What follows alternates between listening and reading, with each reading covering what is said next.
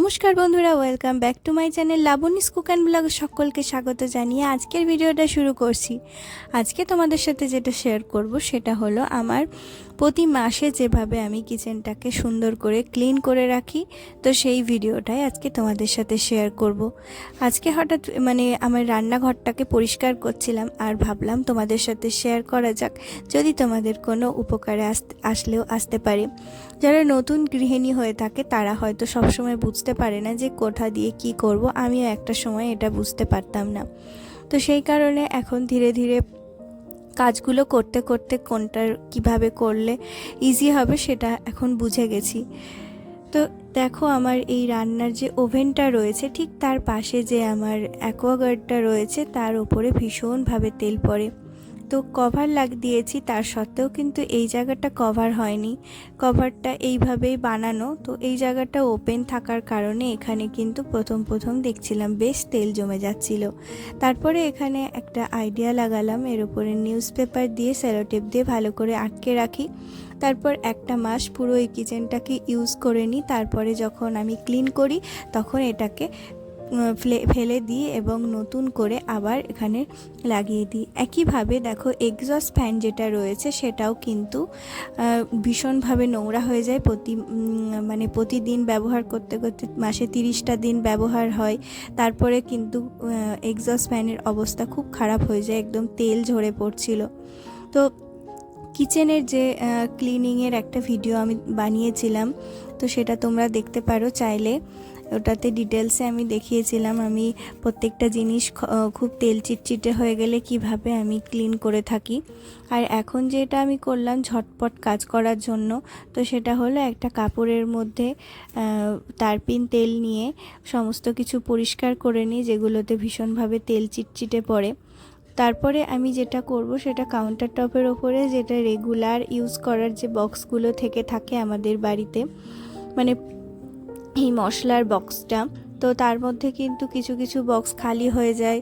তো সেটাকে আমি পরিষ্কার করে নিই সাথে সাথে, তা না হলে ওটার মধ্যে রেখে দিলে নিচেরগুলো খারাপ হয়ে যায়। অনেক সময় লঙ্কার গুঁড়ো কিন্তু জলজলে হয়ে যায়, বা অন্যান্য যদি মশলা থেকে থাকে তার গন্ধটা নষ্ট হয়ে যায়, নিচের দিকটায় ছাতা পড়ে যায়। তো সেই কারণে কিন্তু প্রত্যেক মাসে যেগুলো খালি হয়ে যায়, যখন যেটা খালি হয়ে যায় তখন সেটা পরিষ্কার করে নেওয়াটাই ভালো।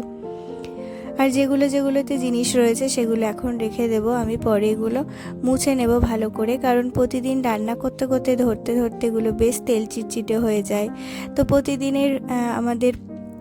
প্রতিদিন কিন্তু আমরা রান্নাঘরকে খুব ভালোভাবে পরিষ্কার করি, তার সত্ত্বেও কিন্তু এই ছোট ছোট কাজগুলো থাকার ফলে কিন্তু আমাদের কাজ করতে গিয়েও ঠিক ভালো লাগে না। কিচেন যদি অপরিষ্কার হয়, নোংরা জমে থাকে, তেল জমে থাকে, তাহলে ঠিক ভালো লাগে না। আর আমাদের এখানেই কিন্তু 24 ঘন্টার মধ্যে বেশিরভাগ সময়টা এখানেই কেটে যায়। তো সেই কারণে প্রত্যেকটা জিনিস পরিষ্কার রাখাটা প্রয়োজন।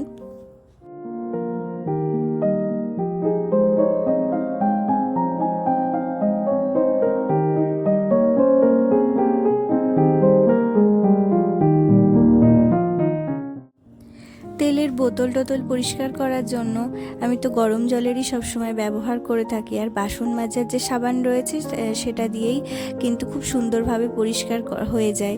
গরম জল আর বাসনের যে ভিম বারগুলো রয়েছে, ভিম লিকুইড যে জেলগুলো থাকে তার থেকে কিন্তু এই যে বারগুলো থাকে সেগুলোতে সব থেকে বেশি পরিষ্কার হয় আমার, সেটা মনে হয়। তো সেই জন্য এটাই করলাম। আর বোতলের ভেতরে গরম জল দিয়ে ভালো করে তেলের জারটাকে ধুয়ে নিলাম। তারপর এগুলোকে রোদ্দুরে শুকোতে দিয়ে আসবো। আর আমি সবসময় একটা যখনই বড় ধরনের কাজ আমরা শুরু করি, রান্না বান্না প্রতিদিনের যে আমাদের ডেলি রুটিন থাকে, সেই রুটিনটা বাদে যখন অন্য আমরা কাজে হাত দিই তখন কিন্তু একটা টাইম সেট করে নেওয়াটা উচিত। তো মেন্টালি আমি টাইম সেট করে নিয়েছি, 12টা থেকে 1-1:30টার মধ্যে আমি এই কাজটা শেষ করব 1.5 ঘন্টা সময়ের মধ্যে। সেখান থেকে হয়তো আরও আধ ঘন্টা বা 20 মিনিট 10 মিনিট এদিক ওদিক হতে পারে, কিন্তু এখন যখন একটা কাজ করব তখন একটা সময়কে ধরে এগিয়ে চললে কি হয়, আমাদের সেই কাজটার একটা তাড়া থাকে যে আমাকে এই সময়ের মধ্যে শেষ করতে হবে। কারণ আমাদের তো এই কাজগুলো ছাড়াও অনেক কাজ থেকে থাকে, তো সেটা প্রত্যেকটা মহিলারাই জানে যে আমাদেরকে সারাদিনে কতগুলো কাজ করতে হয়, যার কোনো হিসাব থাকে না। তারপরে হলো যে এই কাউন্টার টপটা পরিষ্কার করছি, তো এখানে আমি চড়ে গেছিলাম কারণ হাতে পাচ্ছিলাম না এই জায়গাটা, তো সেই কারণে।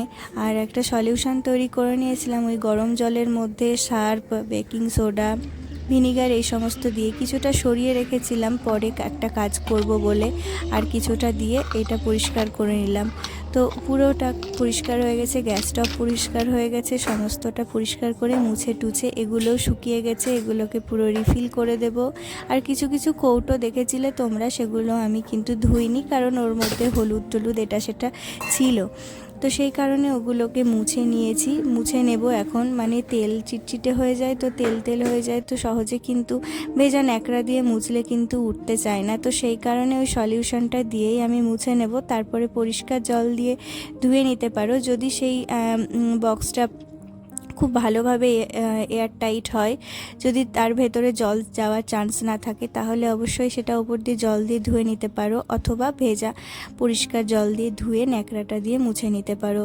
এবারে এই র্যাকটাকে সুন্দর করে ধুয়ে নেব, পরিষ্কার করে নেব, তারপরে আবার জিনিসগুলো যথারীতি সাজিয়ে নেব।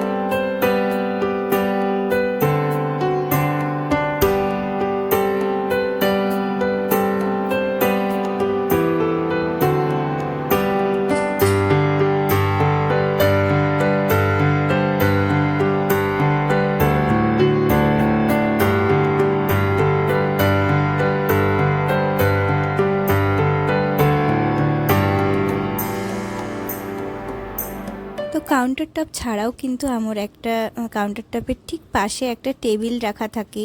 তো এই টেবিলটা অনেক দিন আগে আমি এই ওপরে যে দেখতে পাচ্ছ এটা ওয়ালপেপার এক ধরনের, তো অ্যালুমিনিয়াম ফয়েল টাইপের ওয়ালপেপারটা, তো এটা আমি লাগিয়েছিলাম এবং মোছা যাবে বলে, কিন্তু এত এখানে জিনিস ছিল যে মোছার মতো জায়গা ছিল না। তো এই ভিডিওটা আমি এই মাসে যখন করলাম তখন কিন্তু এটা শ্যুট করা হয়নি, কারণ এর আগে আমি এই জায়গাটা পরিষ্কার করার ভিডিওটা করেছিলাম, তো তখন ভিডিওটা আর মানে কি দেওয়া হয়নি, তো সেই কারণে এর সাথে জুড়ে দিয়েছিলাম। এই টেবিলটাকে আমি প্রত্যেক মাসে আমাকে পরিষ্কার করতে হয়, কারণ এখানে খুব ভাবে তেল পড়ে, দেখতে পেলে যেভাবে তেল আর ধুলোর আস্তরণ পড়েছিল ঠিক ওইভাবেই পড়ে। তো ওইটাকে আর কি ওই পরিষ্কার কাপড় নিয়েছিলাম আর ভিম লিকুইড নিয়েছিলাম, তারপর সেটা দিয়ে পরিষ্কার করে এখন আমি যেটা করলাম সেটা হলো অনেকটা টাইম লেগেছিল এটাকে পরিষ্কার করতে, এত তেল পড়ে গেছিলো, তো সেই কারণে আমি ভাবলাম নিউজ পেপার পেতে দিই, তাহলে কাজটা হয়তো যখন আমি আবার পরের মাসে ক্লিন করব তখন কিন্তু ইজি হবে ব্যাপারটা। নিউজ পেপারটা উঠিয়ে ফেলে দিয়ে অল্প একটু মুছে নিলেই হবে। এত তেল পড়লে এত সাংঘাতিক হয়ে যাচ্ছে যে ঘষে ঘষে উঠছিল না, তারপরে অনেকটা সময়ও লেগে যায়, তো যাতে সময়টা বাঁচাতে পারি তো সেই কারণে আর কি নিউজ পেপার দিলাম। আর প্রত্যেকটা ঢাকনা খুলে নিয়েছি, এত ঢাকনাগুলোর উপরে তেল পড়েছে কি বলবো। তো গরম জলে ভিজিয়ে নিয়েছি, এখন এগুলোকে পরিষ্কার করে নেব, তারপরে আবার ঢাকনাগুলো লাগিয়ে দেব। আর এই যে অ্যাকোয়াগার্ডটার ওপরে আমি এটা খুলে সরিয়ে নিয়েছিলাম, এটা আমি প্রত্যেক মাসেই করি, ওপরটা এমন অবস্থা হয়ে যায়, প্রতি মাসে না হলেও 2 মাস 3 মাস পরপর তো করতেই হয়। এই জায়গাটা একদম পুরো তেলে ভরে যায়, কারণ একদম গ্যাসের যেহেতু পাশে রয়েছে। এর ওপরে একটা মানে কভারটা যাতে তেলে নষ্ট না হয়ে যায়, তো সেই কারণে ওপরে একটা কাগজ বা খবরের কাগজ কিছু একটা চাপিয়ে রাখি, ওটা তেলটাকে সোক করে নেয়, সারা মাস যে তেলটা পড়ে তার উপরে সোক করে নেবে, তারপর তুমি ক্লিন করার সময় এটা উঠিয়ে ফেললে অনেক ইজি হয়। তো এইভাবে পুরো কিচেনটাকে আমার ক্লিন করে নিলাম এবং প্রতি মাসে এইভাবে কিচেনটাকে ক্লিন রাখি, তাহলে কাজ করতেও সুবিধে হয়। আর এই সেলফটাকেও গুছিয়ে নিয়েছি এপাশের।